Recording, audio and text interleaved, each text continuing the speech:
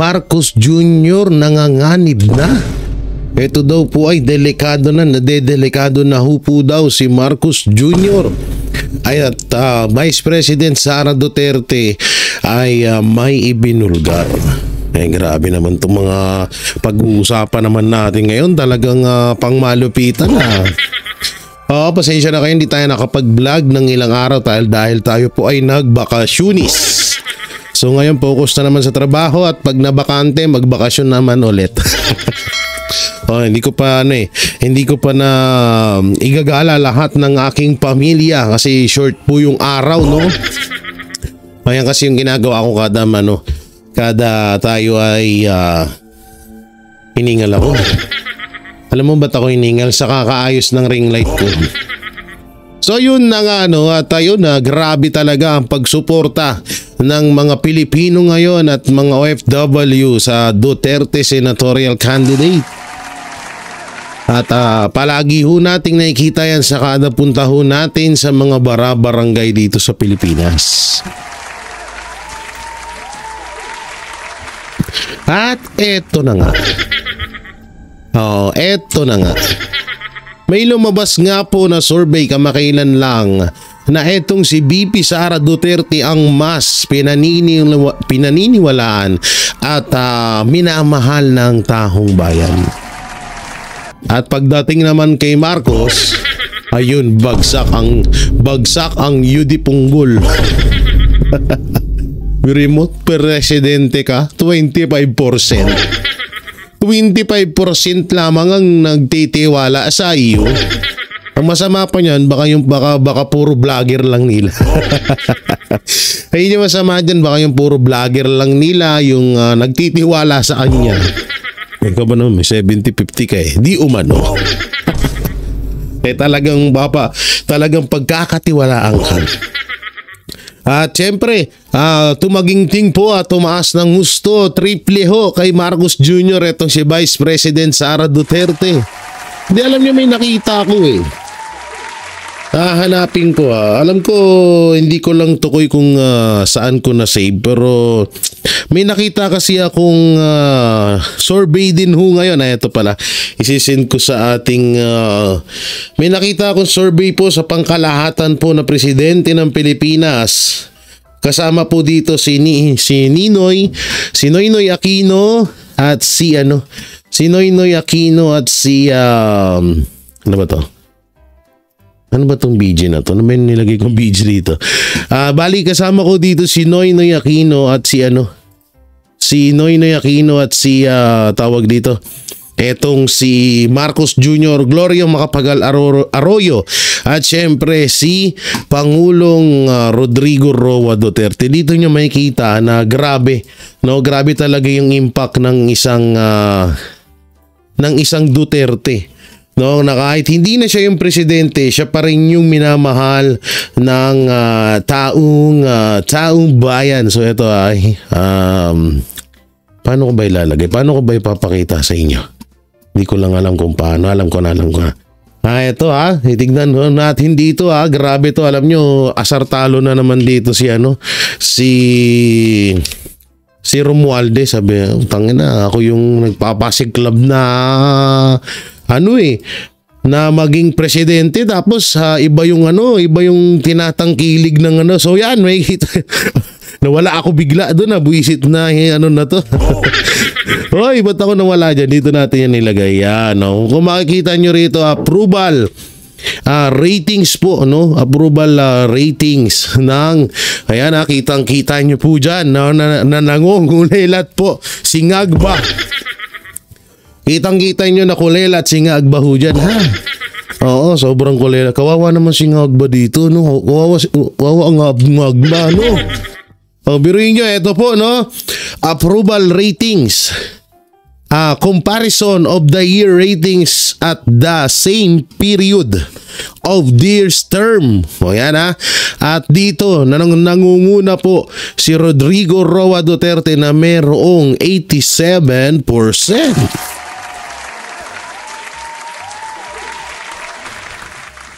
At sumunod naman po si Benigno Aquino III na meron 68%. At sumunod si Gloria Macapagal Arroyo na meron pong 30%. At eto si Marcos Jr. na wawa naman to. Wawa naman Marcos, kakahiya. Tangina, kung sino pa hindi presidente, yung pa yung pinagkakatiwalaan ng taong bayan. Kaya nakaka-lurky. Kaya alam nyo, hindi alam nyo, sampal sa mukha nila to, tong ratings na to. Buta na kaya nanggigigil si Claire eh. Hindi alam ni Claire kung ano idadahilan niya. Kasi kaya bumaba ang ratings sa mga fake news. Ulul! Ulul! Bumaba ratings dahil sa mga fake news.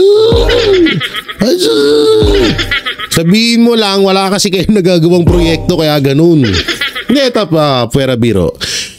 Bakit nga ba talaga sobrang baba? Kasi first time in history of the Philippines. Wow, Philippines.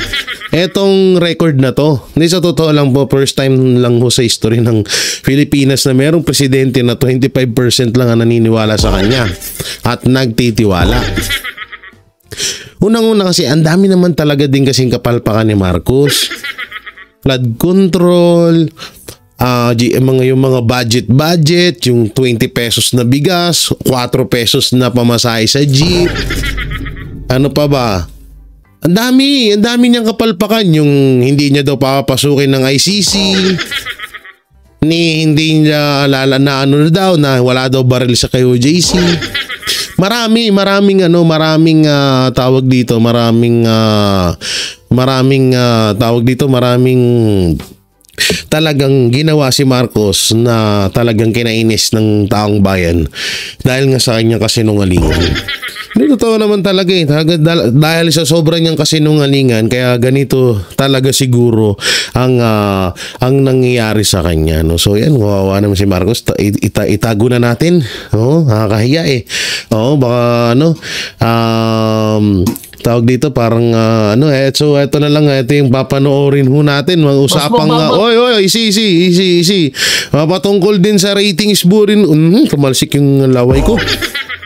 Mapatungkol din po ito sa ratings. So ito, tignan nyo ito maigi ha. At ito dapat na nga daw talagang bumaba na sa pwesto etong si Marcos Jr. Hindi alam nyo kaya kaya nagkakaganyan talaga sila, nanganganib na talaga to. Alam nyo, baka hindi talaga magtagal. Baka nga kasi isipin nyo, may 3 years pa siya na na paninilbihan. Ang tanong, nagsisilbi ba? Hindi naman nagsisilbi. So sa 3 years yon, baka umabot na lang ng 5% yun. Aba, kakapal naman ang mukha mo na nun. Ikaw kung sa'yo, lumayas ka na eh. Wala nang titiwala sa'yo. Kung mga ganun, wala nang titiwala sa'yo, lumayas ka na ng kusa para hindi masyadong masakit. Diba?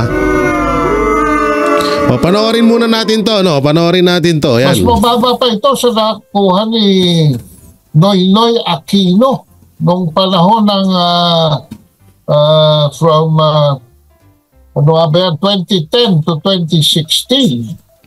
Nangangahulugan lamang na sa ating kasaysayan ay ang pinaka mababa ang nakuhang approval at trust rating ay si Presidente Bongbong Marcos.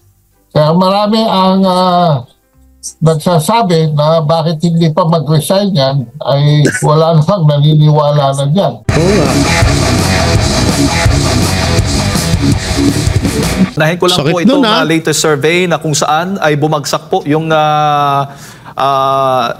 ang trust at approval ratings po ng Pangulong Marcos Jr. kumpara po dito kay Vice President Sara Duterte na napakataas po ang itinaas. Ano ho ba ang masasabi po ninyo? Well, makikita natin dito ang pulso ng bayan precisely because isinusuka na ng sambayanang Pilipino ang mga namumuno ngayon. At yan ay hindi lamang opinion, no? Yan ay lumalabas na sa mga surveys, and in this case, very prestigious ang one of the top 2 survey groups ang nagtalaga niyan, no? And lumalabas sa ating survey na yan na talagang kumpirmado na yung findings ng Publicus Asia sa pamamagitan ng Pulse Asia. Ay nakikita natin ngayon na talagang negative, no? Negative na ang dating ng ratings ng Pangulo at habang bumubulusok ang ratings ng Pangulo ay siya namang pagtaas ng ratings ng ating kagalang-galang na Vice Presidente. Yan ang maliwanag na nangyayari na sa nakikita natin ngayon. In fact, sa Pulse siya nga dito sa March 2025, ang dito, dumiretso na tayo sa approval rating. Wala naman malapit din Sa trust rating ng Pulse Asia, 25%. Ang trust rating, ang distrust ay 54%. So ang net trust rating ay negative 19. At ito ay inihahalin tulad na Jake sa mas mababa pa ito sa nakuha ni Noynoy Aquino noong panahon ng from 20. Hindi kasi ito yung panahon ni Noynoy Aquino, talagang siya na yung siya alam nyo, sa totoo nga, tinalo siya ni Marcos talaga. Kasi si Noynoy Aquino, siya yung tinaguri ang the worst president ever of the Philippines. Biruin mo, nagpagawa ng tulay na walang ilog. Lalo na yung sa 44, pinabayaan niya, di ba? Nagpagawa ng tulay, nakahoy lang, nagumuho, sila din yung naligo. Maraming naging kapalpakan talaga din nung panahon ni Ninoy Aquino. Na matatawag natin na kung pagkukumparahin natin yung panahon ni Marcos at panahon ni Ninoy Aquino, mas kahit pa paano mapagtsatsagaan mo pa yung panahon ni Ninoy Aquino kaysa ngayon. Dahil ngayon grabe, lahat ng budget wala. May ipinangakong flood control, 5,500 flood control, biglang bumaha. Asan na yung flood control? Nawala. Na ano lang daw, na overwhelm. Nawawala pala ang isang bagay pag na-overwhelm. Ang galing, di ba? So talagang kinalaban or talagang tinalo ni Marcos Jr. etong si Ninoy Aquino sa pagiging worst president, no? Na kay Ninoy Aquino na yun yung yung trono na yun. Inagaw ni Marcos yun. Pero biruin mo mas mababa siya. Talagang sad-sad talaga hanggang ngala-ngala. Hanggang sa pangangiwi ang ratings or tiwala ng taong bayan kay Marcos. Tsaka sa dinabi-dabi naman din kasi nangyari naman din kasi sa Pilipinas. Unang-una, namimigay sila ng ayuda sa walang nababagyuhan. Yung mga adik mas kinakampihan kaysa dun sa mga pinatay ng mga adik. Mas dumami ang kriminal ngayon kaysa nung panahon ni PRRD. Mas bumalik ulit ng napakabilis ang droga. Dumami ulit yung mga magnanakaw. Kamakailan lang may isang balita, isang Move It rider, inagawan na ng motor, sinaksak pa ho. Tapos sasabihin nila mababa na ang crime rate sa Pilipinas. Alam nyo, sa kadalasan,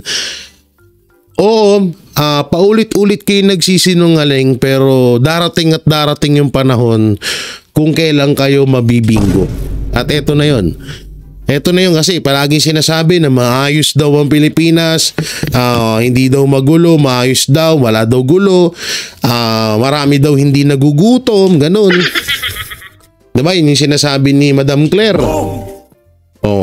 So yung mga bagay na yun, ito yung isa sa pinaka halimbawa na, hoy Claire, hindi totoo sinasabi mo.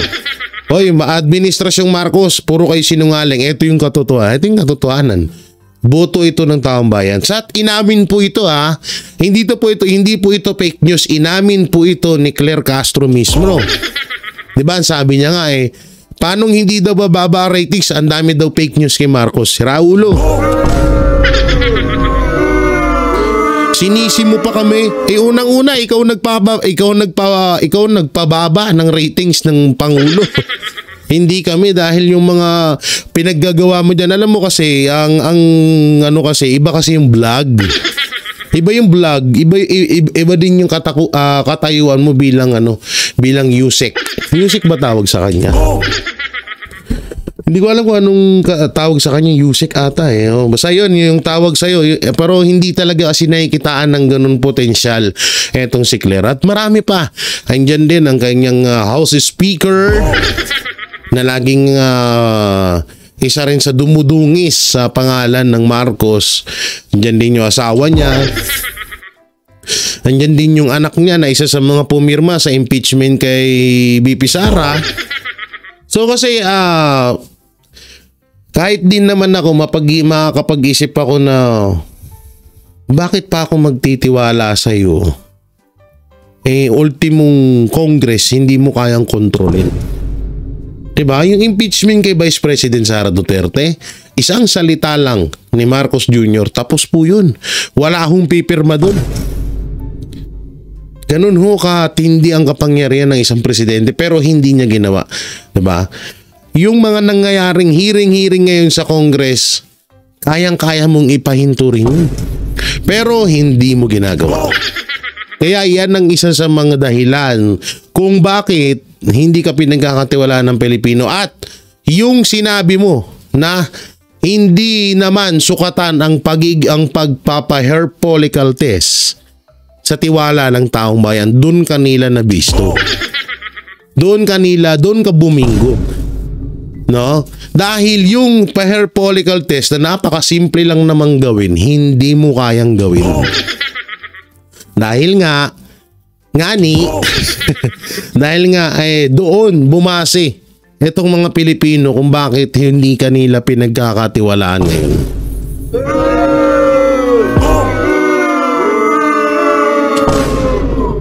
Sa totoo, yung hair follicle test na yun, kung kinagat ni Marcos yun, baka grabe yung isa, baka siya maging kasi siya yung magiging magandang halimbawa sa lahat ng politiko at kandidato na tumatakbo sa Pilipinas.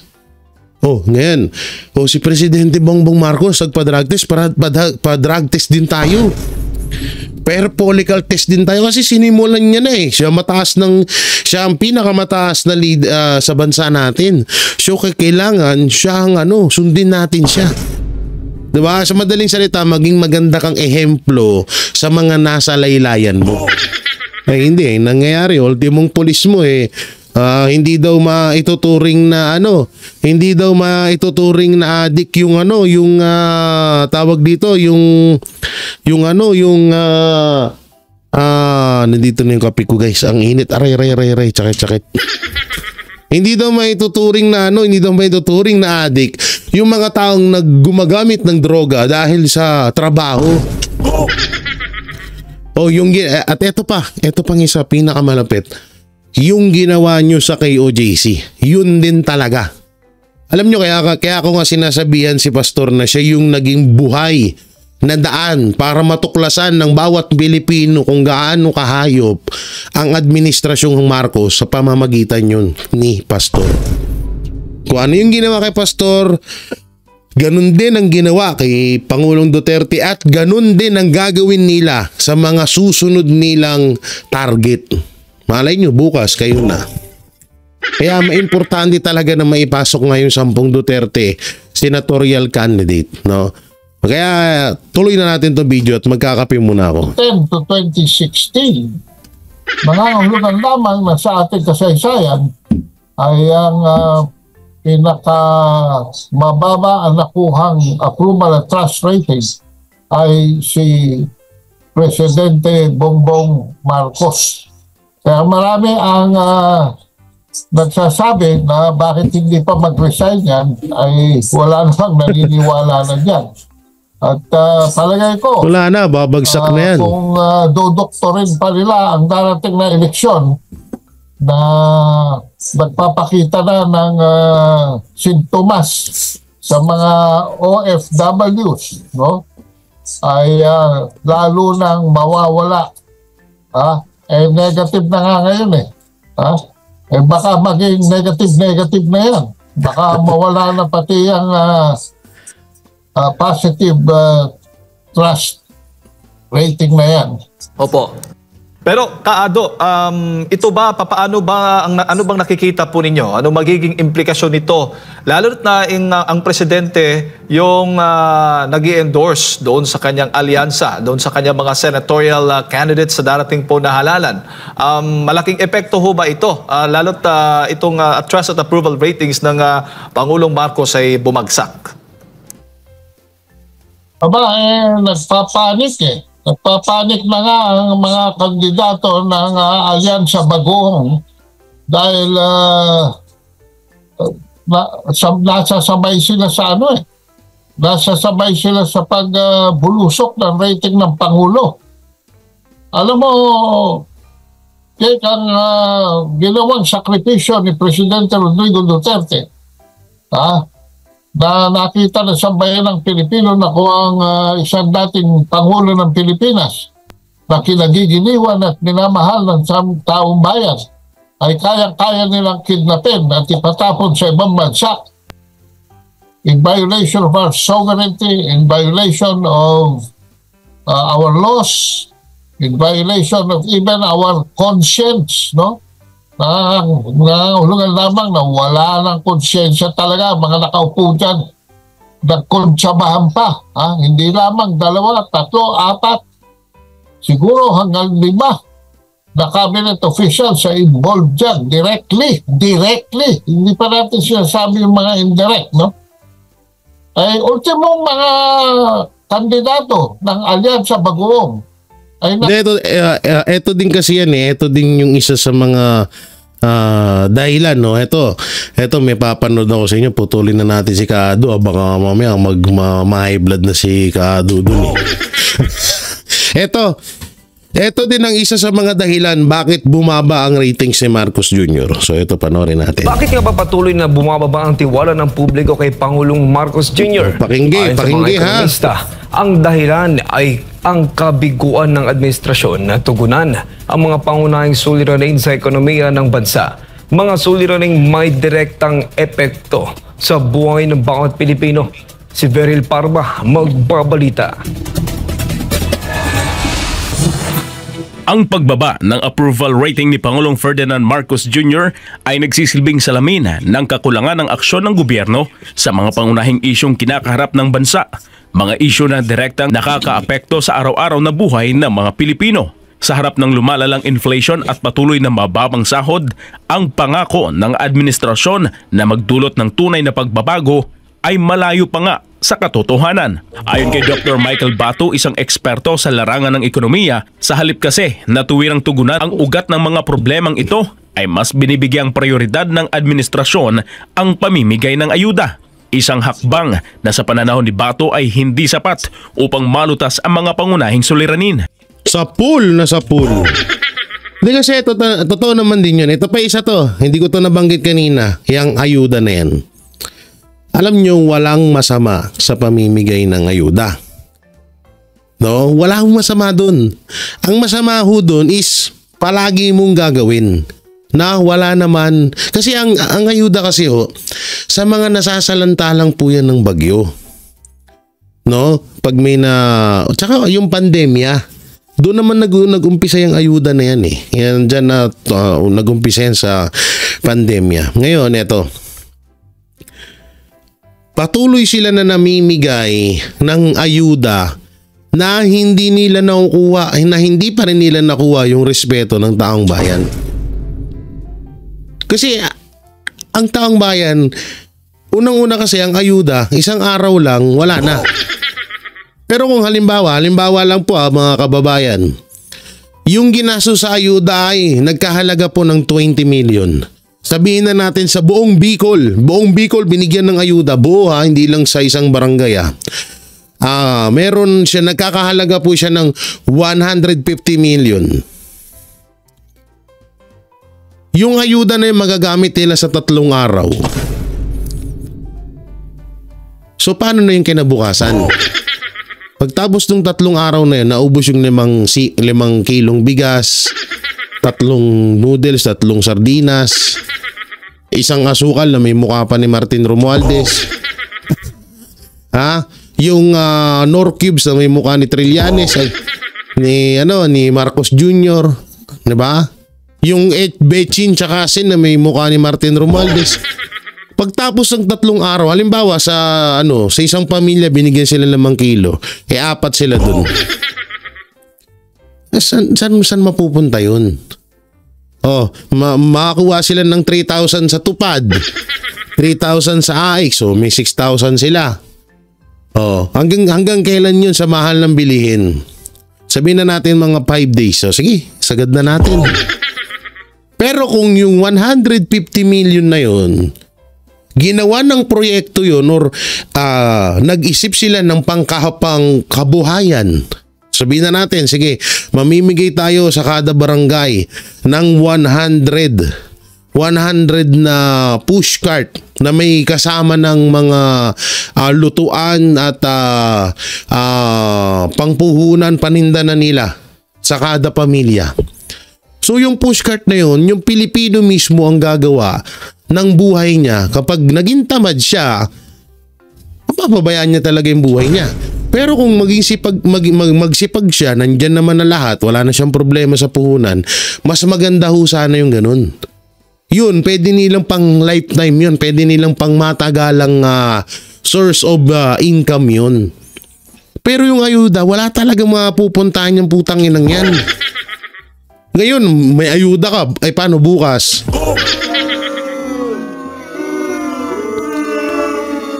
Ay kung kasing lakas ko pa kumain yung mga anak mo na 2 sandok, 3 sandok ng kanin. Tapos 1 kilong manok ang ulam. Diba? Di wala nga. Hindi talaga, alam nyo yung mga ayuda niya, sabi ko sa inyo, hindi masama yan. Tanggapin nyo kasi pera natin yan. Ang masama dyan is tinotolerate mong maging tamad yung mga Pilipino. Hindi nyo ginawan ng magandang sana. Alam nyo, napakaganda sana. Yung katulad nyo sinasabi ko nga, kung bigyan nyo ng panghanap buhay yung mga tao sa bawat lugar na binibigyan nyo ng ayuda. Hindi solusyon ng ayuda, hindi solusyon yung AX tupad na yan kahit magkano pa yan. Buti sana ito buti sana kung bibigyan nyo ang mga Pilipino ng tigi 1 milyon. Ito to. Kung bibigyan nyo ng tigi 1 milyon ng mga Pilipino, okay yun. Pwede nilang pagsimulan ng negosyo at maliit na bahay yun. Pero yung ayuda, wala talagang patutunguhan yun. Tuloy natin. Ito ay nagpapakita ng kabiguan ng gobyerno ni Pangulong Marcos Jr. na i-address yung mga fundamental issues na kinakailangan i-address ng isang gobyerno. Kaya nakikita natin dito, ano bang numero 1 issue?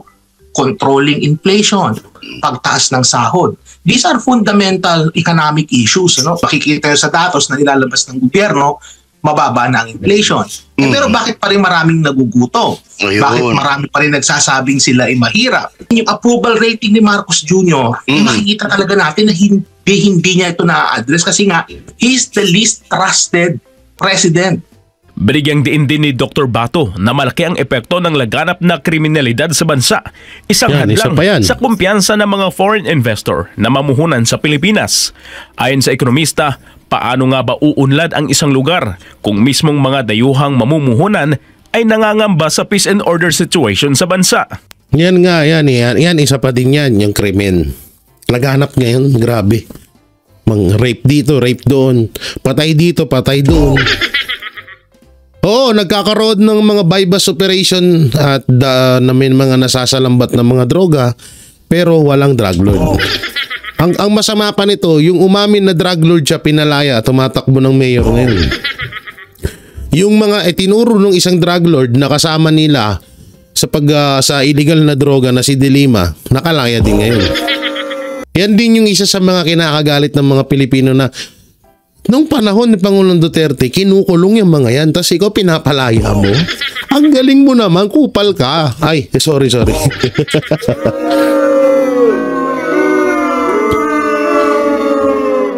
Hindi, totoo po yan. Sobra na ngayon. Grabe ang Pilipinas. Natatakot lang din ako na mangyari na dumating yung araw. Kasi ngayon pag may, alam niyo yung mga vlogger, may mga question silang content. Sino ang pinakamahirap na bansa sa buong mundo? Kadalasan na pumapasok sa isip ng mga tao, Africa. Pero hindi na eh. Talo na po tayo ng Africa ngayon. Yan po yung totoo. Mas mayaman pa po ang Africa ngayon sa atin. Huwag sanang dumating ang araw na ang Pilipinas ang maging pinakamahirap na bansa sa buong Pilipinas. Sa buong mundo. Napakasakit nun. Sa totoo silang po, may 3 years pa si Marcos. Kaya na pang baguhin lahat. Ayos niya pa. Pero kung patuloy pa rin sila sa katarantaduhang ito sa mga nangyayari sa Pilipinas, sabi ko sa inyo, etong pagtapos ng termino ni Marcos, sobrang hirap ng Pilipinas. Kaya ngayon pa lang dapat mamili talaga tayo ng mga kandidato na mas makakatulong sa atin at talagang ramdam kung ano yung kahirapan na nararamdaman natin. Yan, nandyan po yan sa Duterte senatorial candidate. Kaya talaga dapat ihalal natin yan sila. Sabihin na natin, sige dayain nyo, pero kami, solid kami at maghahanap pa kami ng mga kasamahan namin para bumoto sa mga taong yan. Ito pa masakit. Sinong papasok na investor? Kung pinapatay nga sila dito. Ayan.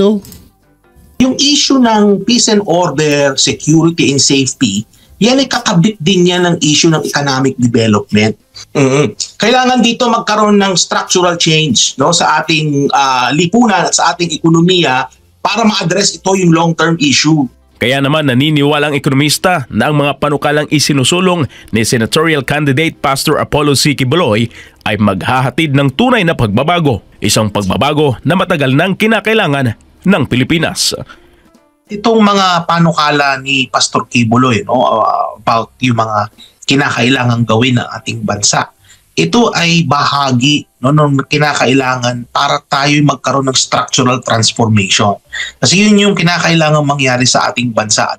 Sa kabila ng mga kabiguan at kapalpakan ng Administrasyong Marcos, ang mga solusyon na inihahain ni Pastor Apollo C. Quiboloy ay naglalaman ng pag-asa para sa isang mas matatag at maunlad na bansa. Ang mga panukalang isinusulong ni Pastor Quiboloy ay hindi...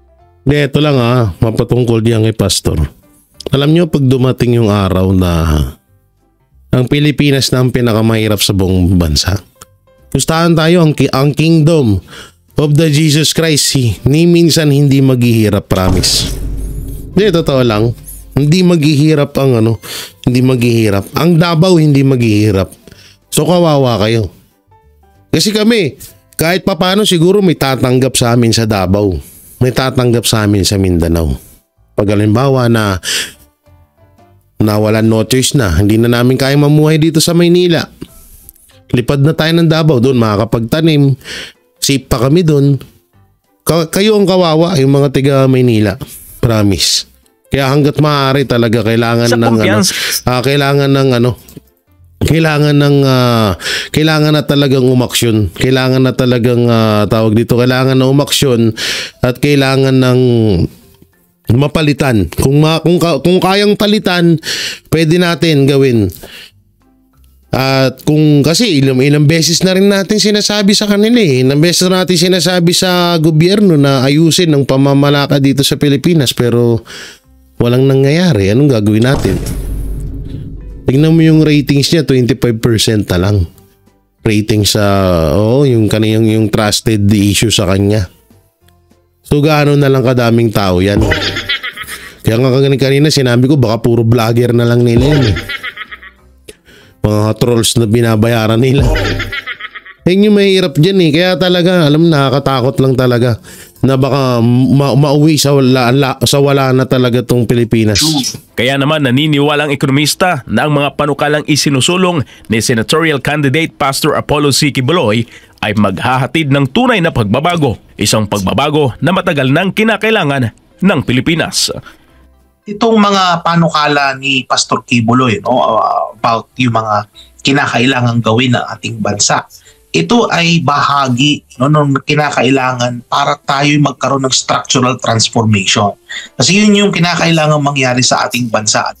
Sa kabila ng mga kabiguan at kapalpakan ng Administrasyong Marcos, ang mga solusyon na inihahain ni Pastor Apollo C. Quiboloy ay naglalaman ng pag-asa para sa isang mas matatag at maunlad na bansa. Ang mga panukalang isinusulong ni Pastor Quiboloy ay hindi lang basta mga pangako, kundi mga konkretong hakbang tungo sa structural transformation na tunay na magdudulot ng pagbabago, isang uri ng pagbabago na matagal nang hinahanap ng ating bayan. Habang ang administrasyon ni Marcos Jr. ay patuloy na nahaharap sa krisis ng hindi pag-aksyon sa mga pangunahing issue, si Pastor Quiboloy naman ay handang magdala ng tunay na solusyon at pagbabago sa halip na magbigay ng pansamantalang lunas o ayuda para sa Diyos at sa Pilipinas. Kaya no, kaya dyan ako believe din kay Pastor yung ganyan.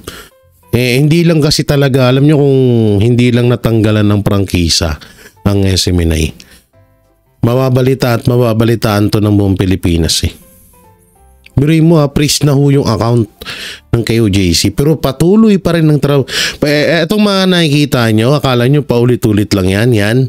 Yung mga tulong na yan, yung mga putang ina, hindi yun, hindi yung hype na yan, putang ina, hindi pa mamatay yan. Sorry. Yan o, yung mga nakikita yung pagtulong ni Pastor sa yan, yung mga sa mga kabataan, yung mga school supply, mga pag-aaral, hanggang tuloy-tuloy pa rin po yan.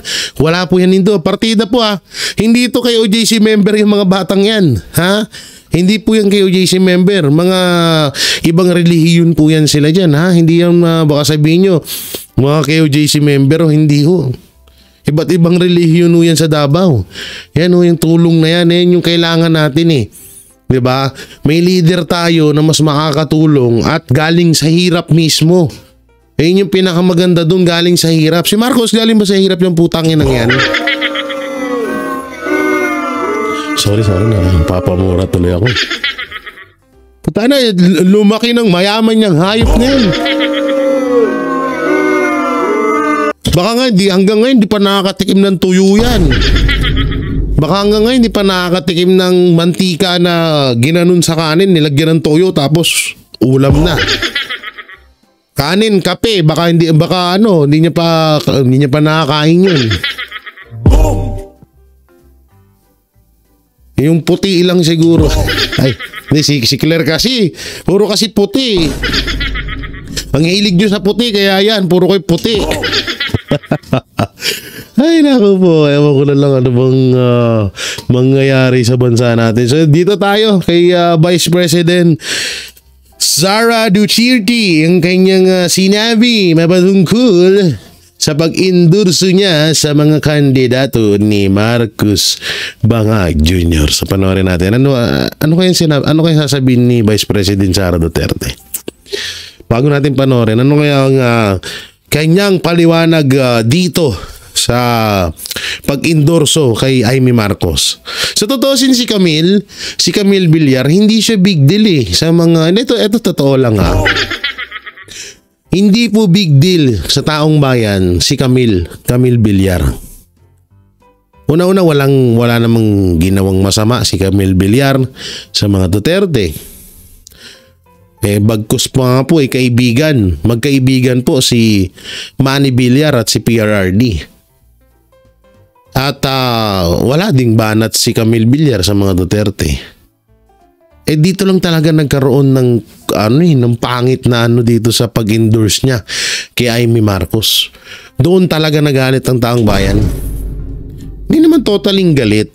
Pero wala talaga, parang bagay, sabi nga namin decision naman ho natin yun kung siya ay susundin natin o hindi. Pero pagdating nga dito kay Amy Marcos, no to Amy Marcos. never again.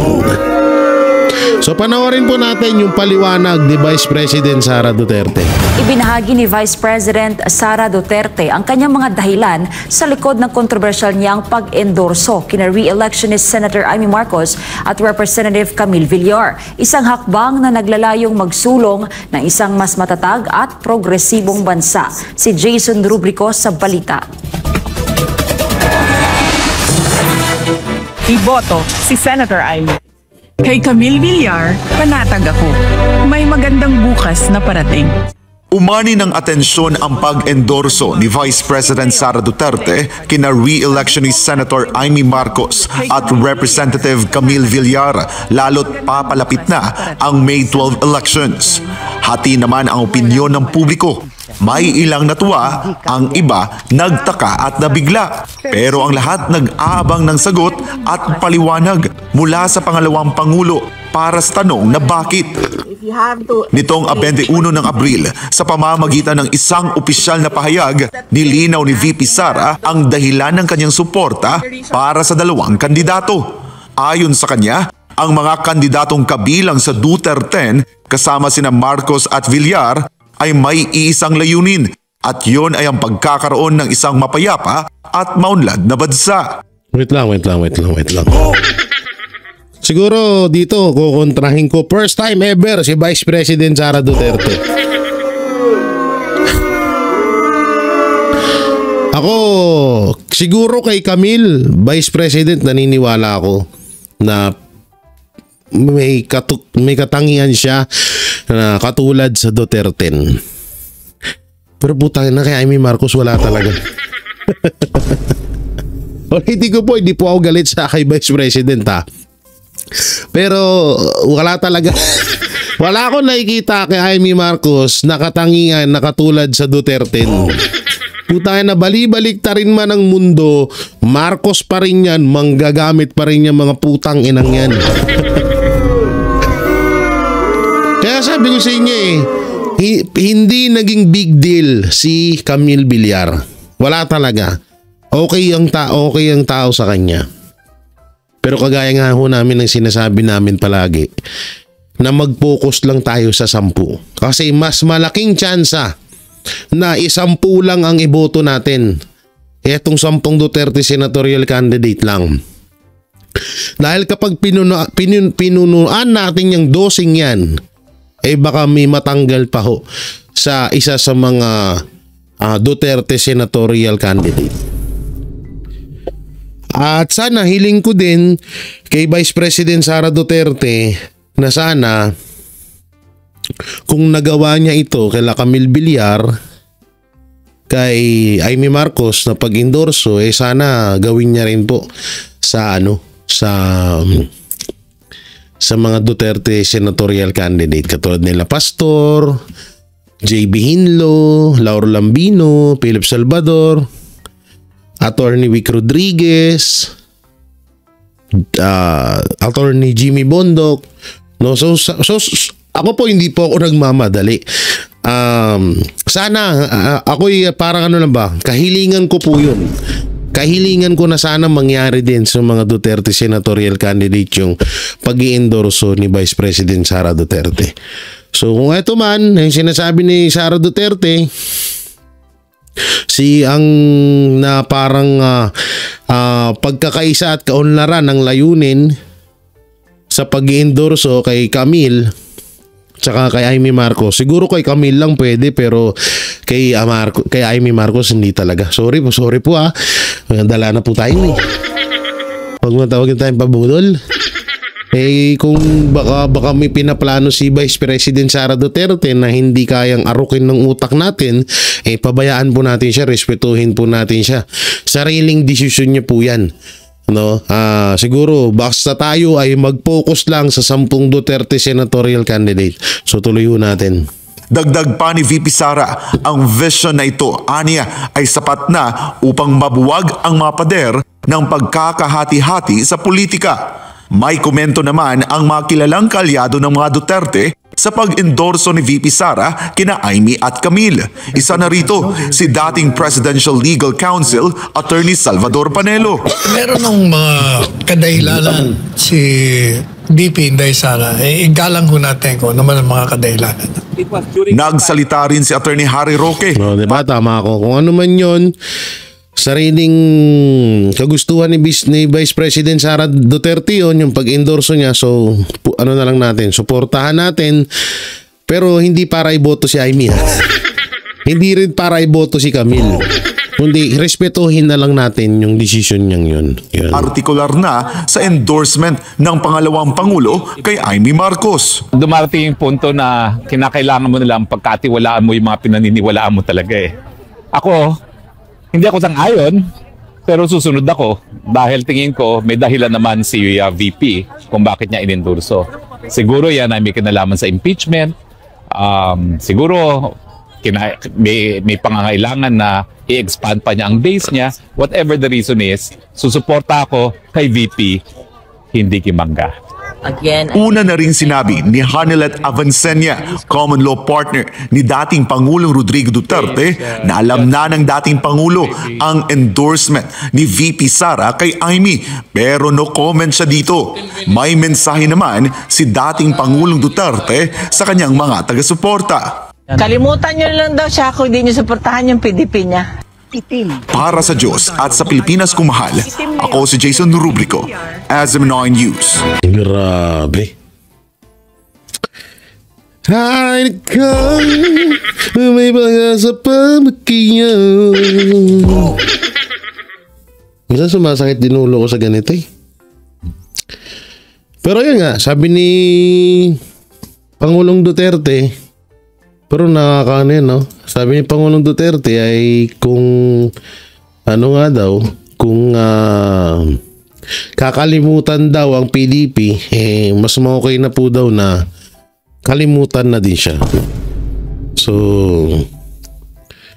ang nagkakaano kasi dito, kanino tayo maniniwala?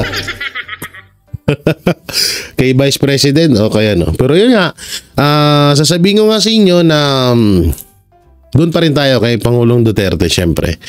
At respetuhin natin yung ginawa ni Vice President Sara Duterte. Pero hindi natin iboboto.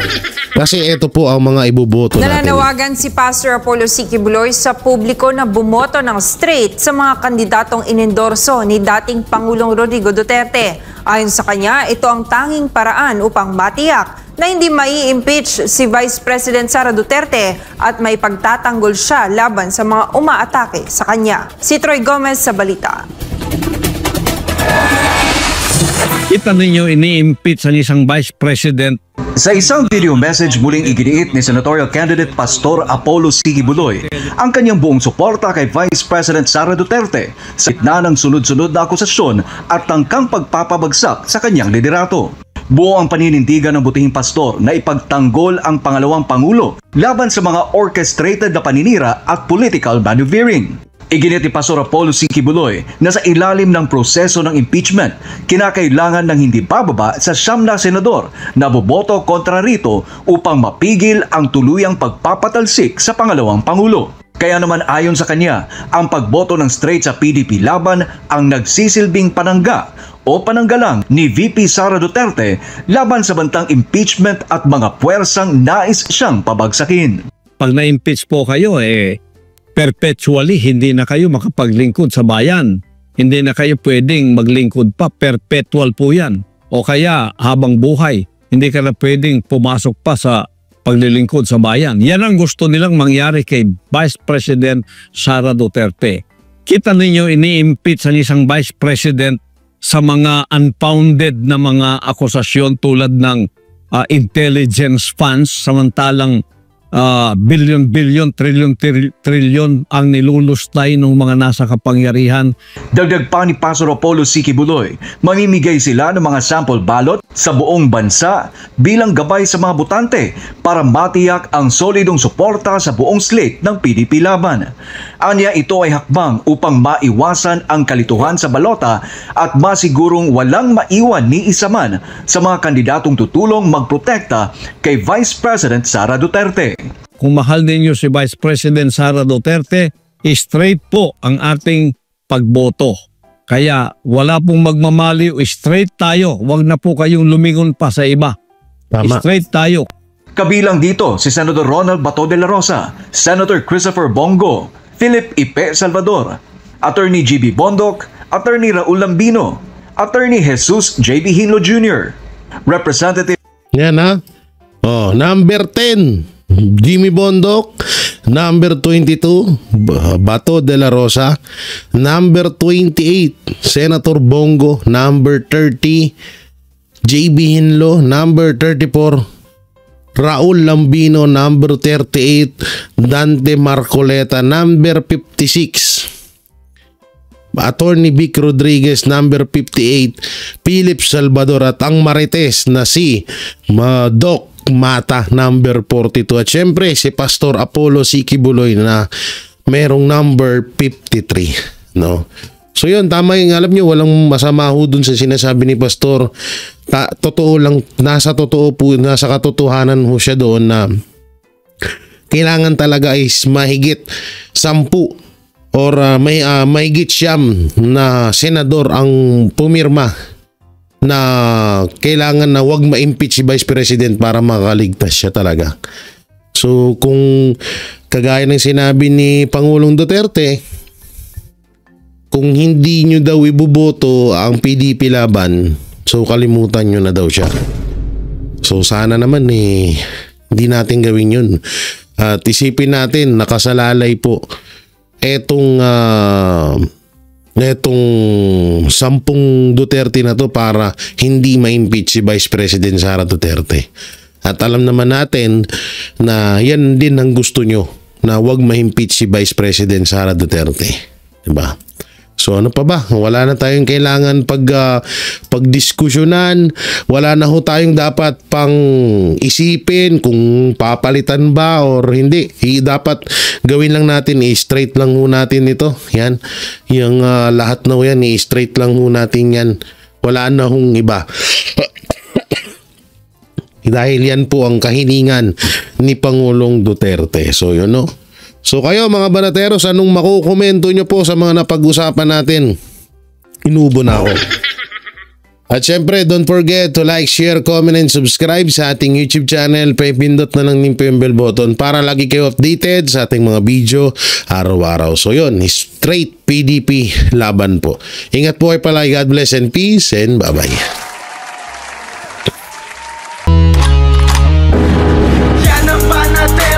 Walang inuurungan. Pag tama palakpakan, pag mali ay babanatan.